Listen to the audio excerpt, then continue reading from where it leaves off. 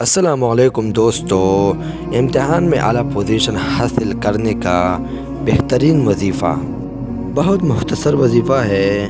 انشاءاللہ آپ امتحان میں اعلیٰ پوزیشن حاصل کرو گے۔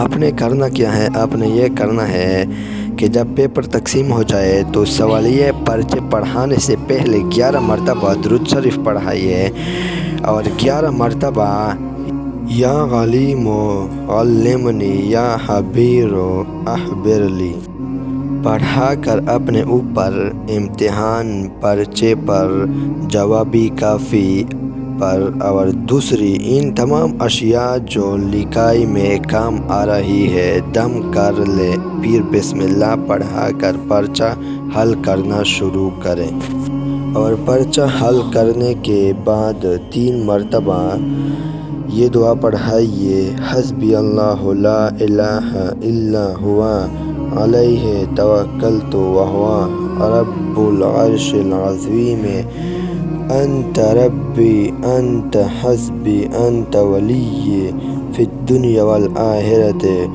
وافوض امری الی اللہ پڑھائے۔ رزلٹ اپنے رزلٹ کے وقت دیکھنا ہے۔